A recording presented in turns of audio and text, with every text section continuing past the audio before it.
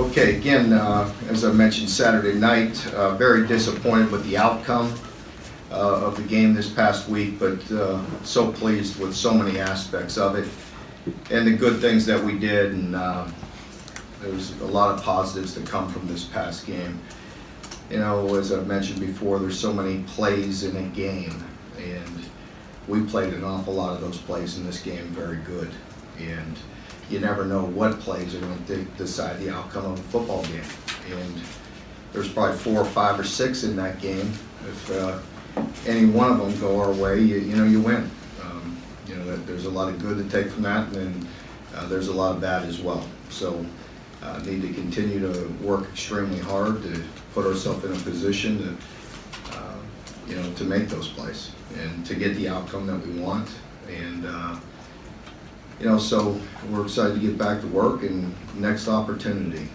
We'll have a different challenge this week going on the road. First time to take this team on the road and go down to Mississippi State for another great challenge. So there's not a whole heck of a lot of time to feel sorry for yourself. You got to pick yourself back up and get back at it and get ready for your next opponent.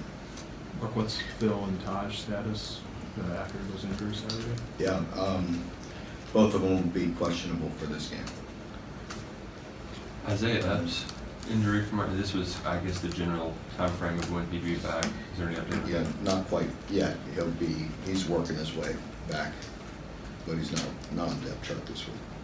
Sawyer, he made that great play after the interception to make your tackle, but it looks like he's kind of shaking his hand afterwards. Did he do anything on that play? He hurt his wrist a little bit, but he's fine.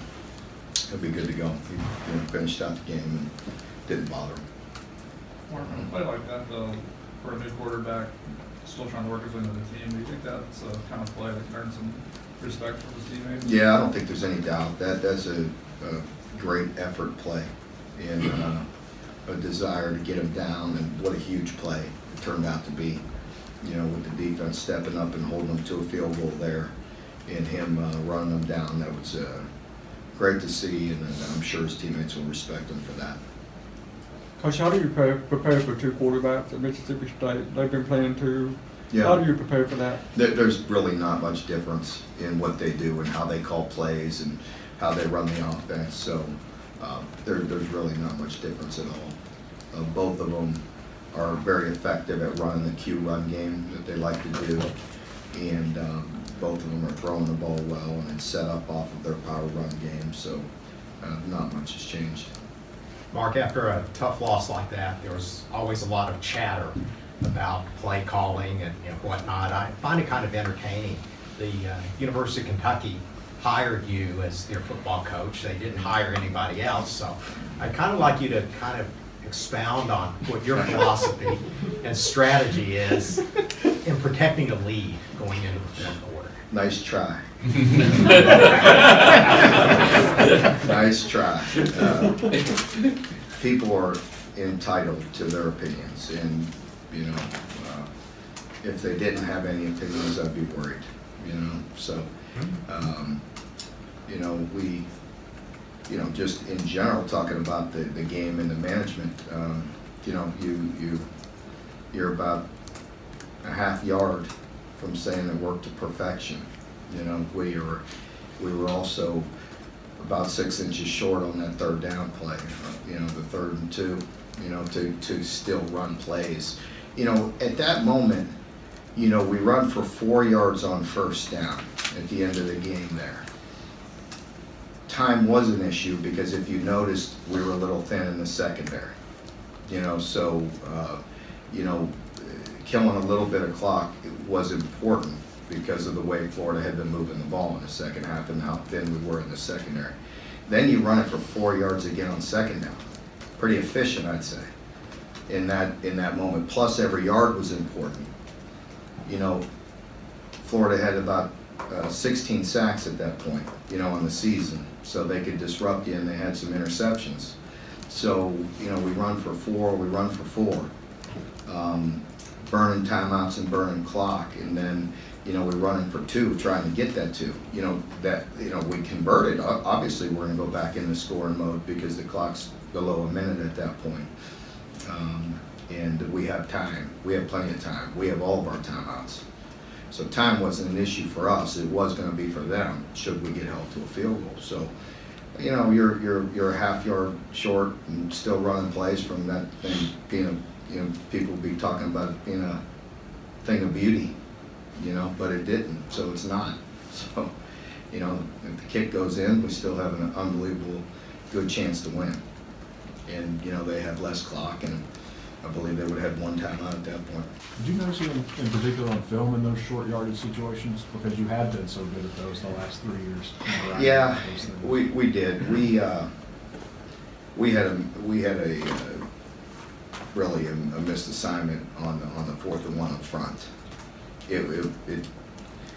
I'm not trying to be condescending to them, but I mean we had a play, and we don't usually make those mistakes. We can't tell you how proud I am of the offensive line and the way they play. Amazingly, you know, balanced in this last game. You know, very physical in the run game and hold a team like Florida to 1 sack, and that was on a missed assignment as well. Tackle slid the wrong way, but those guys have been so good in making so many difficult calls, in the right calls and doing the right things, and they've been very, very efficient. We missed that play, and you know, that hurt because we could have got, you know, we felt 2, 3, 4, 5 yards, you know, on that play, maybe more, and again, it doesn't happen much. It happened in a critical moment, and so.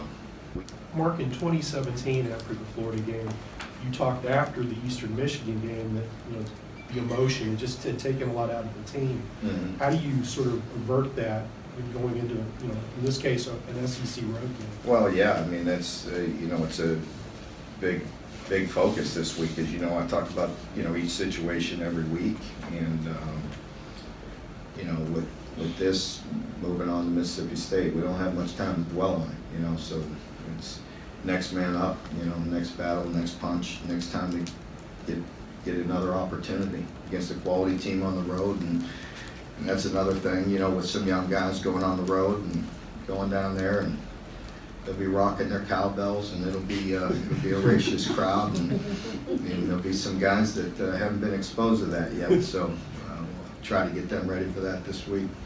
Mark, anything you want to add to your thoughts on those targeting penalties after watching on film on the weekend?